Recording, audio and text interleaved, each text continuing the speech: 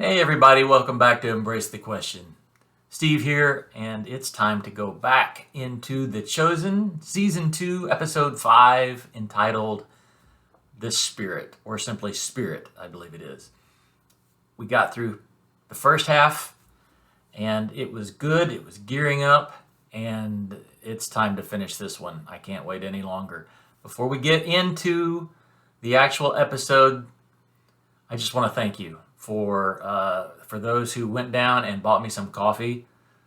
That really blesses me as a pastor. I need coffee. It's one of the few things that actually makes life easier because pastoring takes a lot of consciousness, and sometimes you're meeting with folks that you really want to meet with, and other times you're meeting about some unpleasant things. And caffeine is a tool, man. It is such a blessing to be able to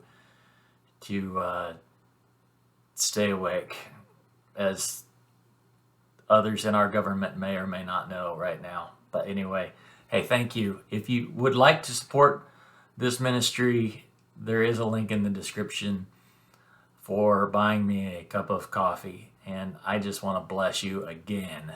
It is sowing seeds into the kingdom, and I appreciate it. All right, let's get into this episode.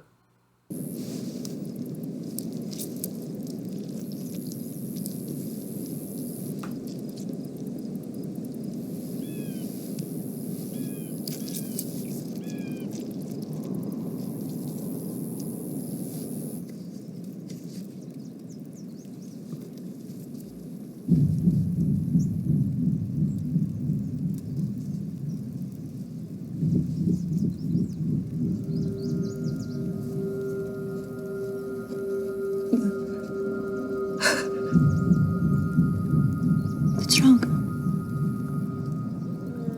Mary? What's that sound? Did you?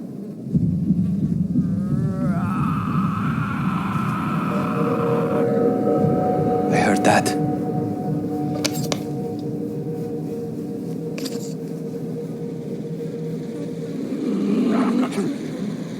Erin Rama.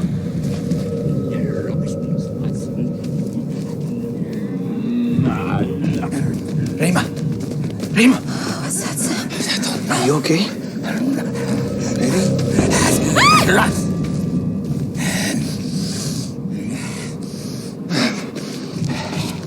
Smell. It's on all of you. But worse. Putrid. Don't come any closer. Stop. Mary. Lilith. I don't answer to that name. They told me about you. Did they? All 7 of them. My name is Mary. It was always Mary. Oh, the stories they had. You're scared. What's your name? Belial, spawn of Oriak's 5th night of Legion. What's your real name? Smell! It's on all of you! What did your mother call you?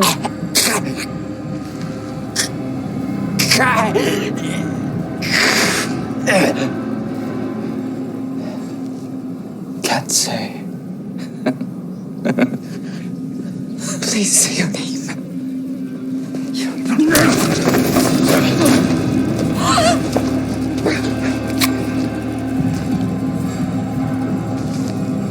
Please.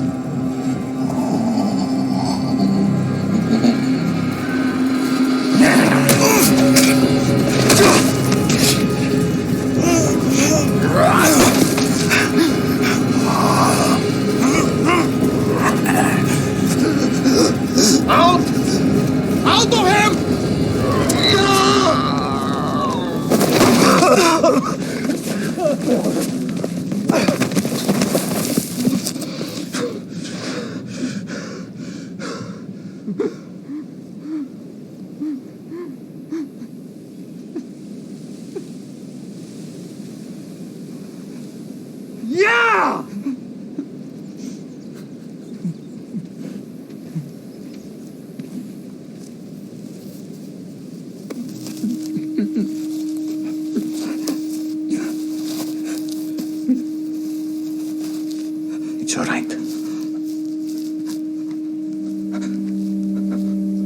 Welcome back. I know.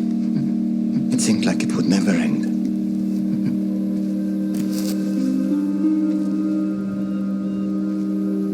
What is your name? Love. Well, it's over now.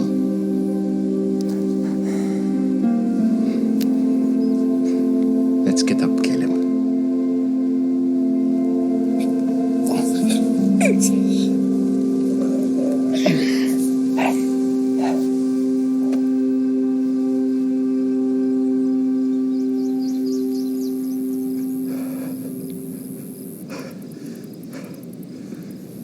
When did you pick up the Zealot? I'm John.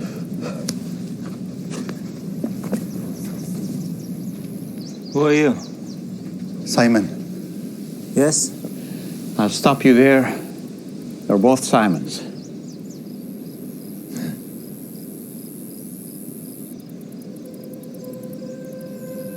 Did you heal my brother in Jerusalem, Rabbi? Yes. Then you are... Yes.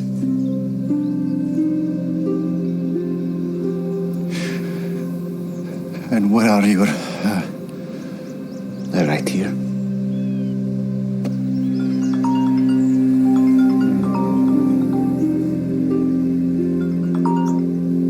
Not the fearsome warriors you pictured by my side when you were in the catacombs? There are more, not here at the moment. Let's go for a walk, Simon, son of Zebulon. Boys, tend his wounds. Thomas, some food for him. Rema, check on Mary, please.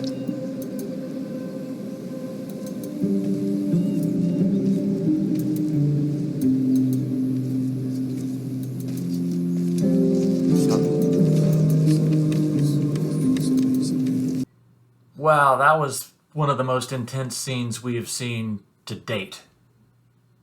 The real action scene, I would say almost. There's been a lot of intense scenes, especially with Jesus and the miracles, but this one was a bit different, and they played it up a lot like a horror movie, maybe. It was that intense, and I'm not sure that it would not have been. It was really entertaining. Seems to be the wrong word. It was entertaining. Really serious. There's so many dynamics at work. You've got Mary, you've got the demon-possessed man, you've got Simon, you've got Jesus, you've got John the Baptist. Oh man, there's a lot to talk about right there. So we've got this man screaming. He's obviously full of demons. He stumbles into the disciples' camp. He smells Jesus on them. None of which I would downplay as an impossibility. Whether or not he would actually want to come near a place where Jesus had been, I would question that. But people ultimately, especially those who are possessed and maybe don't want to be, they have a little bit of say-so, and they're drawn towards Jesus. And that was apparently the case here. This man's drawn towards Jesus, even though the presence of Jesus torments these spirits inside him. When Mary comes up, she's the one that's struggling. Remember, she's struggling with her own failure, with the Romans earlier. She had the scriptures in her hands, and she let herself down. And she's dealing with guilt. But in this particular situation, she steps forward in faith, and she is facing this demon-possessed man who recognizes her. The demons recognize her, call her Lilith. she very boldly says, I don't answer to that name anymore. My name is Mary. It was always Mary. That's strong and requires boldness and faith. And she asks him his name, to which he can't get it out because the demon doesn't have full respect of her. You'll recall the story in the New Testament, the seven sons of Sceva, where the man is going about and he's casting out demons in the name of Jesus, and he picks one demon. I believe he was casting them out by saying in the name of Jesus, and in the name of Jesus that Paul preaches. And the demon responds by saying, Paul I know, Jesus I know, you I don't know. And then bad times. Guy gets beat up, stripped naked, makes it out of the room with his life, and probably fueled a thousand horror movies from that one story. But this man answers Mary and says, my name is Belial. Belial's first mention was in Deuteronomy chapter 13, I think. And it has to do with, the children of Belial were those who were trying to seduce believers, God-fearers, away from God. That's the core of Belial. The identity of this spirit, if it's a spirit, is that it seduces believers away from truth. And they were very harsh with that in the Old Testament, because it was a protected environment. It was a protected lineage.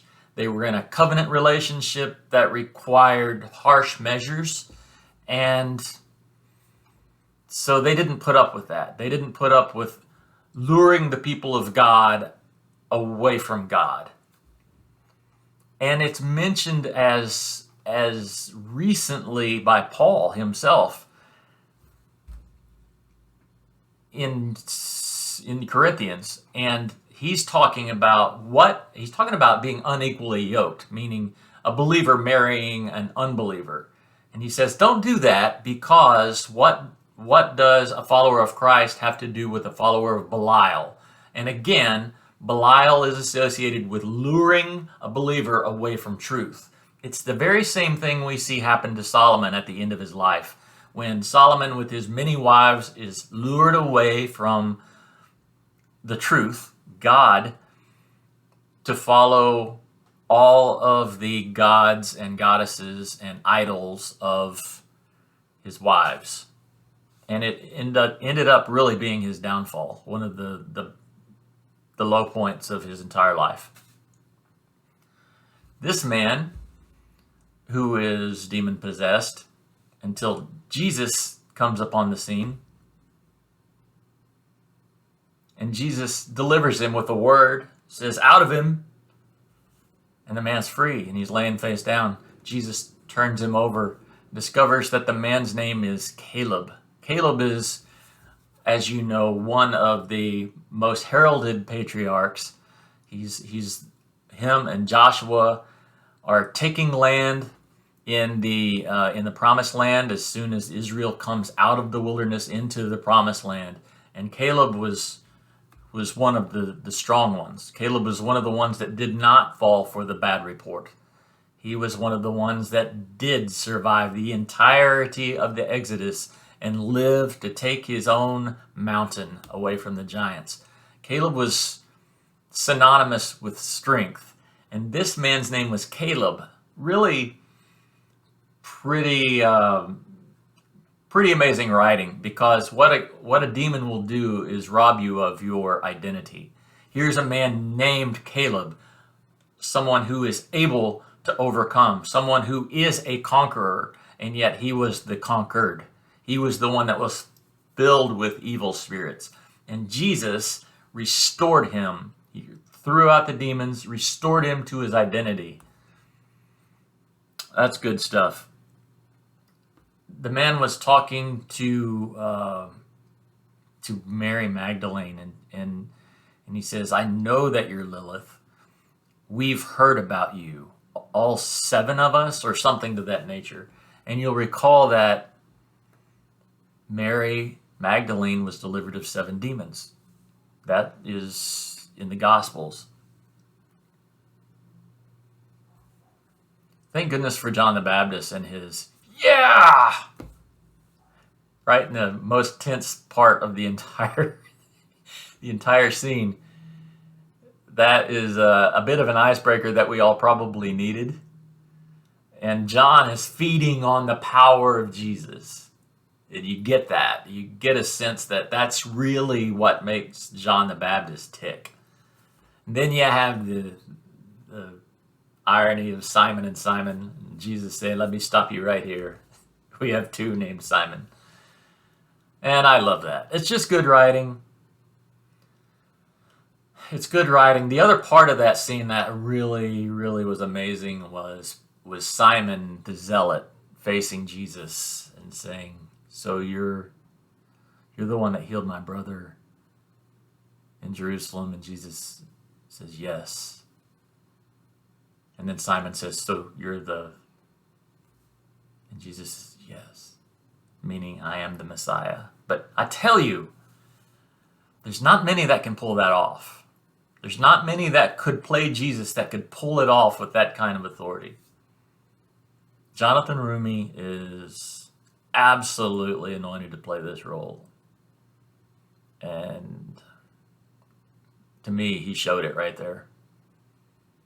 Well, if you saw some things there in that mix that I missed, please comment below, because let that discussion continue. That was a fantastic scene.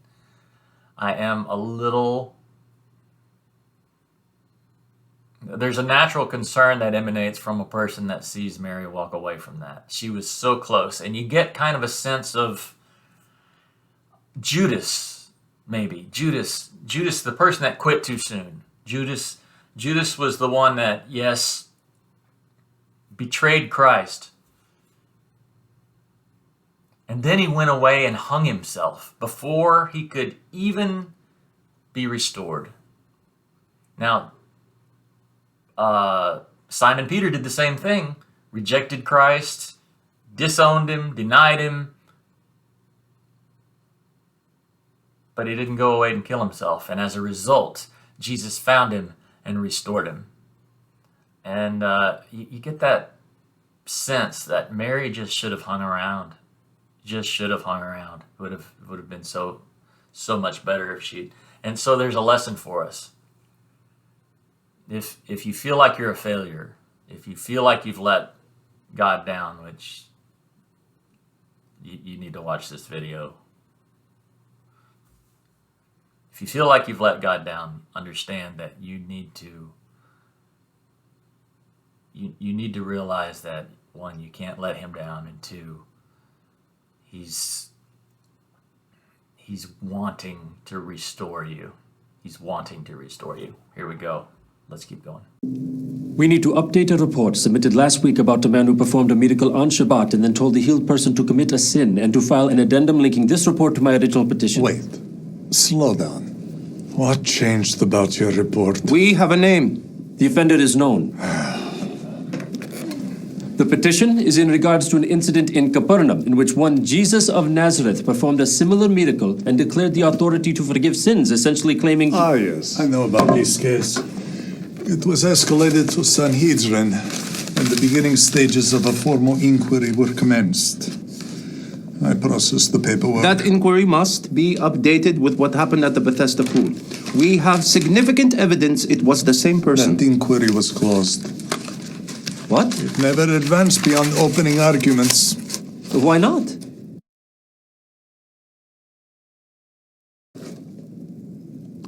Those things are confidential. But this is a huge development. The inquiry must be reopened. That doesn't happen. Why?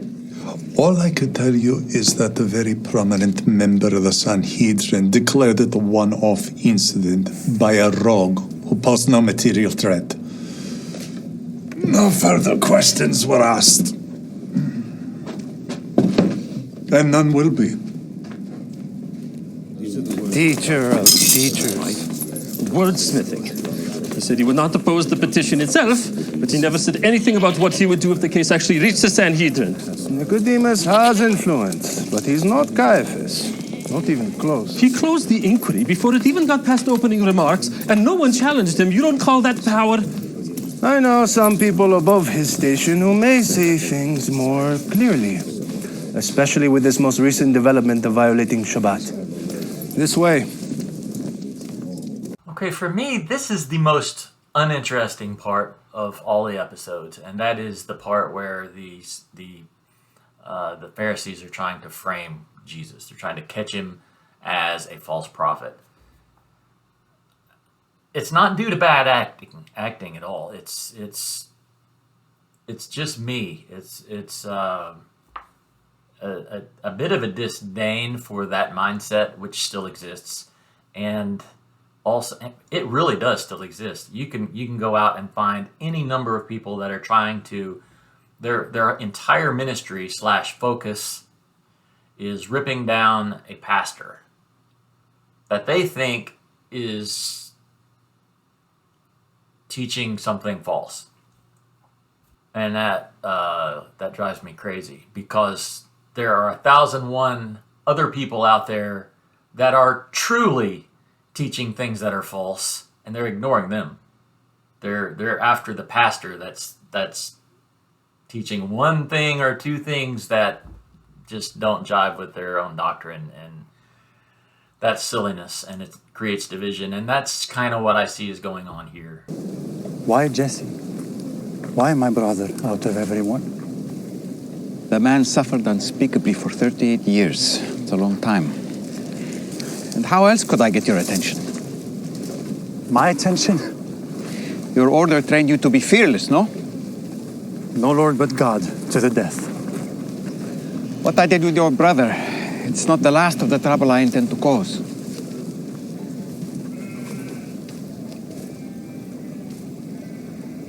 You are Messiah, aren't you? Yes. I will do anything you ask. I ask you to understand the nature of my mission, Simon. Yes. How? How indeed? It's not so easy with distracted humans, I have trained for years for this. I am ready to execute your mission today. We'll see. Show me your weapon.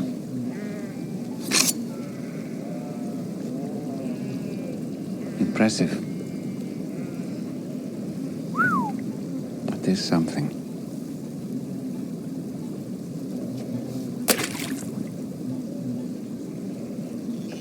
Didn't see that coming. You have no use for that? I have a better sword. You'll see. We have much to discuss. Just be patient. You've had quite a week. Without my secret dagger, why do you need someone like me? I have everything I need. But I wanted you. But why? You're not alone in misunderstanding.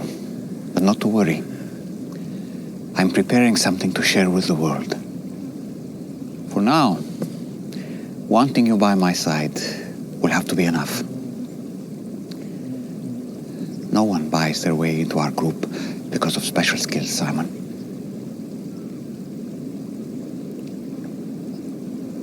Rabbi, Yes, Simon. after what you did at the pool, during a high holy feast day, there may be some who might try to stop you. Even some from my former order, especially if they find out you have a different mission. And what are you going to do? Stop them? Well, I would be more likely to if you hadn't thrown my secret dagger in the river. Well, if that day comes, I guess we'll find out.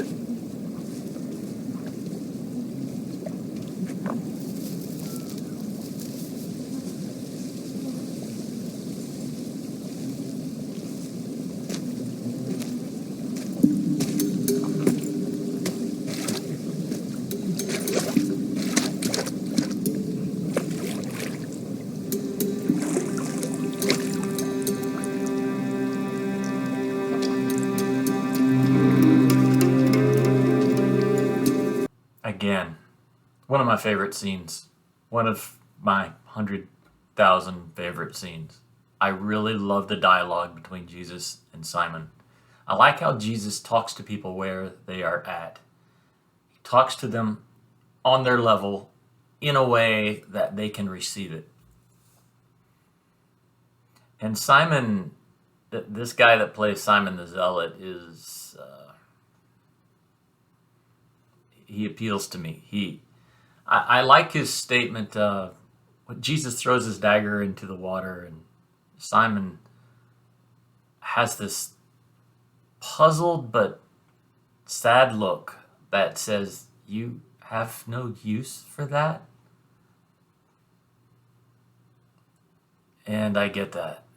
I understand how we all want to implement our own vision of being God's man or God's woman. We all have this desire to be great for God.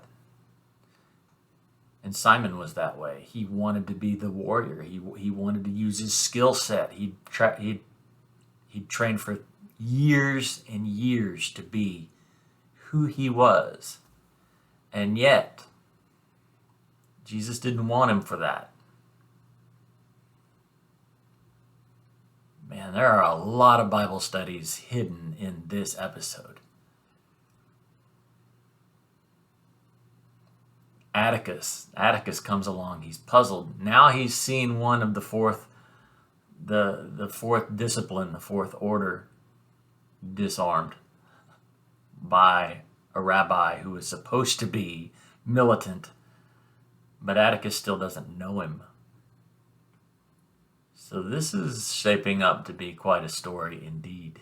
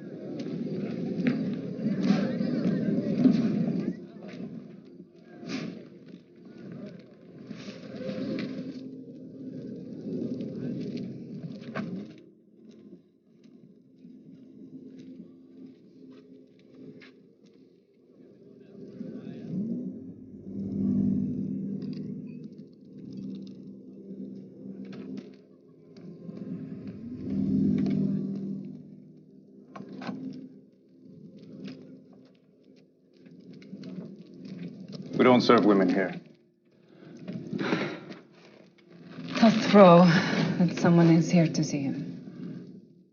Did someone put you Just up to get this? throw. Come on. You seem like a nice girl. It's late. Go home. Okay. Well, who should I say wants to see him? Tell him someone from the Hammer wants to win back her money.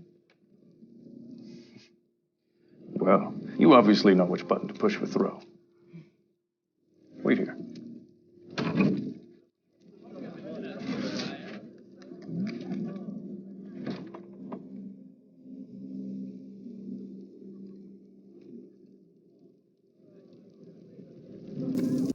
one thing that I will say about that scene is that she was considered a good girl until she uncovered her head, because good girls keep their head covered. Yeah, kind of a painful scene to watch. Nobody wanted to see Mary backslide. This woman that's playing Mary is quite the actress, isn't she? She's a master at controlling her emotional expressions. She's crying one minute, and then she kind of scowls the next, and then you have kind of an evil smirk, and she can seemingly turn it on and off. That's pretty amazing. So, yeah, I don't think anybody really saw this one coming.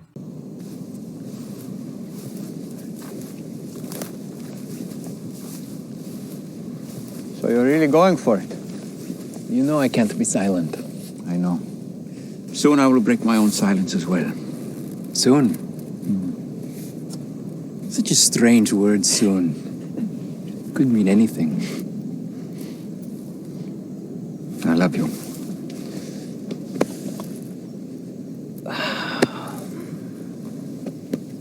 Thank you for letting me see that. I heard about the miracles, but I never thought I'd actually get to see one. Well, timing is everything, I guess.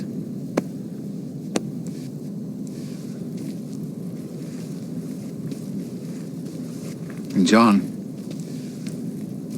what you are about to do. I've lived my whole life with warnings. Warnings are how I know I'm on the right track. It's not a warning. You're doing what you're supposed to do. I'm just reminding you to be sure to listen to God's voice as you do it.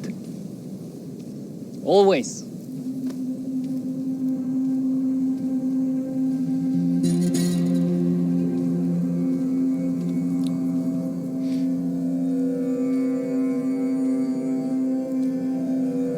The baptizer.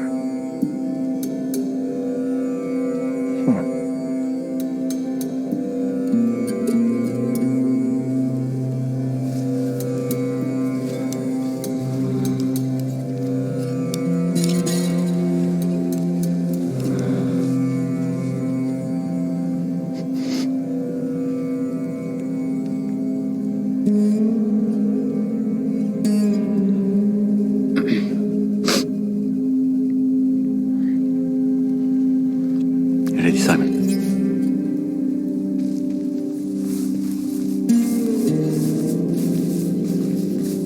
That's pretty foreboding. We get the sense from that scene that we may not see John the Baptist alive again, which is going to upset me, but it certainly upset Jesus. I'm definitely going to have some more to say about that whenever the time comes and John is no longer on the scene.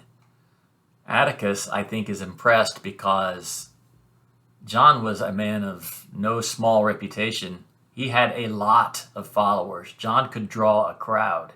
He was known for that. And here he was, seemingly fully submitted to this other rabbi who was as of yet unknown. That would have carried a lot of weight with Atticus. And I think at the moment, Atticus is pretty impressed. An appeal is pointless. Nicodemus is too powerful. It's not an appeal. What Sanhedrin member would take up our fight against a fellow member? Your thinking is too small. Well, what then? Go to Caiaphas directly? Shmuel, there are two schools of Mishnaic thought. Hillel and Shammai, of course, but what does that have to do? And when there is an issue presented to the Sanhedrin that could be interpreted two ways, the court splits. There's still a rube. When the court splits along Mishnaic traditions, it becomes political. Former allies become enemies. We can turn people against Nicodemus. Maybe. But the right issues, especially those that appeal to emotion, can be political gold. False prophecy is a moral imperative. To you. And if we can make it emotional as well, you may find we don't even have to seek those who oppose Nicodemus. Nicodemus himself may have a change of heart. What do we have to do? Most Sanhedrin members follow the teachings of who? Shammai. Exactly. And he's the most rigid interpreter of doctrine the Sanhedrin has known. This is exactly... Now you're learning. You can get this to him? That's not the hard part. The hard part is getting him to make it a priority. But if he understands the crime... It's got no political weight. Here's what's important to Shammai right now. He's in a dogfight with Sanhedrin President Shimon, the son of Hillel, who is... the more tolerant teacher. Shammai's opposite school of thought. Shammai has the votes in the Sanhedrin, yes. But Shimon has the common people, because he's Hillel's son. Shammai wants the people. And Shimon wants the votes. If we could offer Shimon a way to beat Shammai at his own rigid game... We pit the school of Hillel against the school of Shammai. Politics. So you're writing a letter to Shimon? Shimon is too busy to read our letter. His personal scribe, however, is an old friend. He will have the time and Shimon's ear when the opportunity comes. Jesse gave us so little information. It's not entirely his fault. The man vanished after the miracle. That's his pattern. Nicodemus himself was struck by the same curiosity. He performs miracles discreetly and vanishes. What else do you remember from Capernaum? A woman on the roof, an Ethiopian who referred to an incident with a leper outside the city. I can go back to Capernaum and look for her. Excellent. If the case is reopened, it will have the full weight of the Sanhedrin behind it. There can't be too many Ethiopian women in Galilee and backwater towns. That's my home. Cousin. He said he was going to see his cousin. Jesse wasn't clear on that detail. But it's something. We can search the census records for relations. The population of Nazareth is so small, he will be easy to find. We can identify his father, mother, and the relatives. This is a census year. The numbers aren't in yet. How old did he seem? 30s, early 40s. He must have been old enough to have been counted in that last census. Check on it yourself. Don't draw attention. In the meantime, we need to recreate the events. Shammai, Shimon, Shmuel. Our people really need a better variety of names. Okay. This is actually, it can get into some interesting things because what they're talking about there is kind of a war between philosophies, because these philosophers were rabbis and they were considered rabbis with authority. Jesus was considered a rabbi with authority. John the Baptist was considered a rabbi with authority.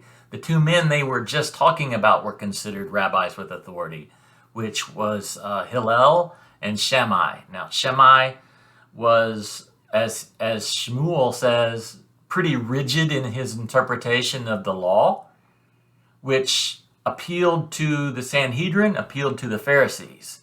They liked rules. They liked hard and fast rules because they had devoted their lives to following them, and they liked to lord themselves over those who didn't follow them. This other rabbi with authority named Hillel was older. Hillel had a different take on how to fulfill the law or to follow Torah. And his son in this story, Shimon, is of kind of a prominent age where he is very, very influential himself. And so they're going to try to play Shimon against Shammai and start a bit of political unrest. As Shmuel said, it's so political. It's all political. The interesting part, though, is that these takes, these ways, these philosophies of following Torah were publicized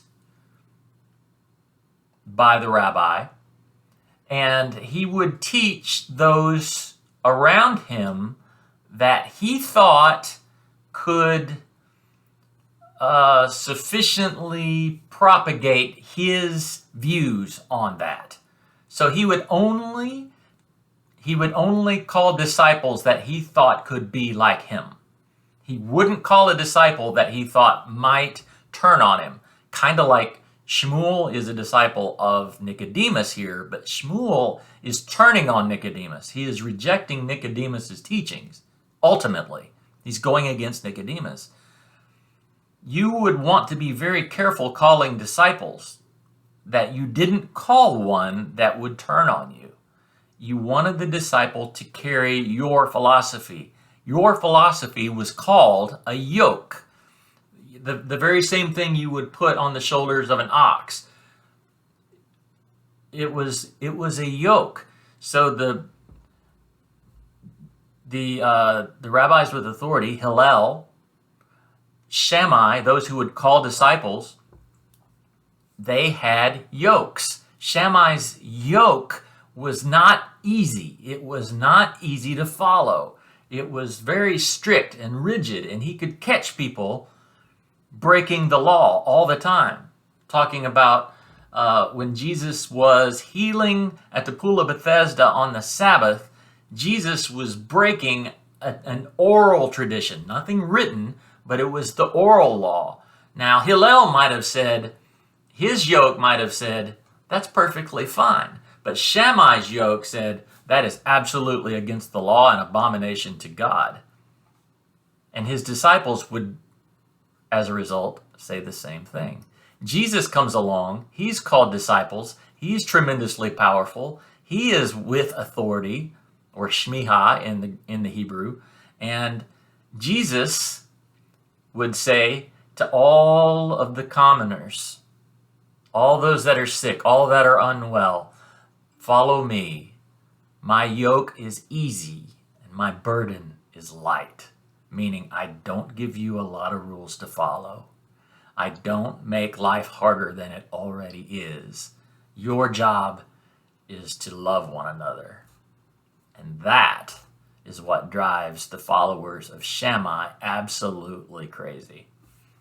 Sorry for the delay. Yeah, it's like you said I look like a nice girl. How could you have known? Jethro? Lily! You were bad. I thought you were dead or something. Sort of. Oh, but you look amazing. Somebody kill me. Hey, look, I'm here for one thing, and I've got money this time. I can pay for it myself.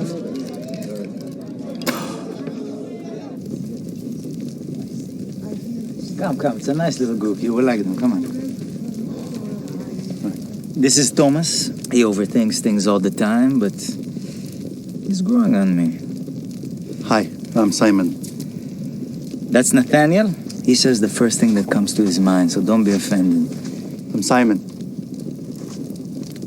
This is Rayma. She's an expert vintner, so any question you have about wine, just see her. I'm Simon. Shh. She knows. The only other woman we have... Where's Mary? I spoke to her earlier.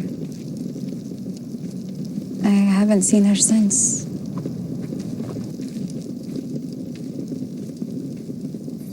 Salt preserves from corruption. If it loses its saltiness, it doesn't do what it is. No. If salt has lost its flavor, its salty taste, its... Rabbi, I'm sorry to interrupt. Mary's gone missing. Rayma checked the forest, but she thinks Mary was affected by the demoniac. She said Mary wasn't feeling right all day. You don't think she could have gone to Jericho? Maybe I should go into the city just to be sure. Yes. I'm coming too. Are you spying again? Simon, take Matthew. Rabbi, I think now... Simon, this is about finding Mary. I'll take him. Matthew. Yes, Rabbi. That passage Philip was teaching you. Yes? What is it? If I ascend into heaven, you are there. If I make my bed deep in the depths, you are there. Keep that in your thoughts.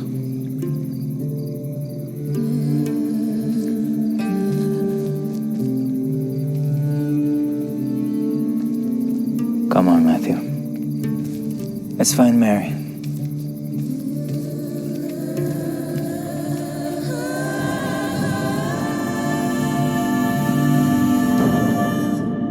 That's an interesting scene.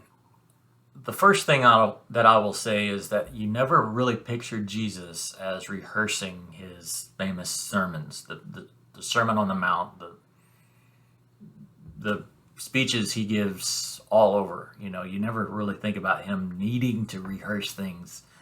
And yet, here we see he's doing just that. And I don't have a problem with that because Jesus was a man. He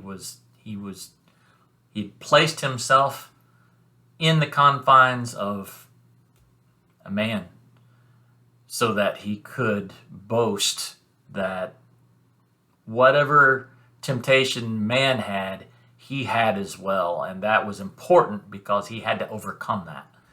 And he did it perfectly. But to see him rehearsing is great, especially from a pastor. I mean, this is what we do, at least for some things, right?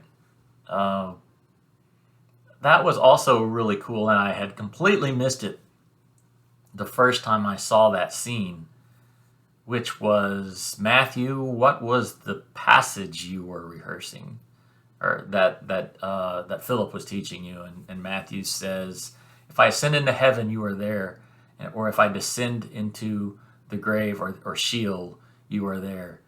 And he says, keep that in mind.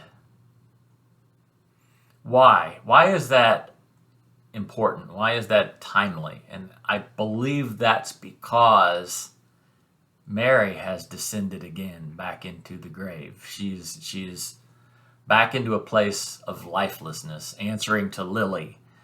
But he's going to be there. So that is a neat piece of writing. I'm really, really impressed by that.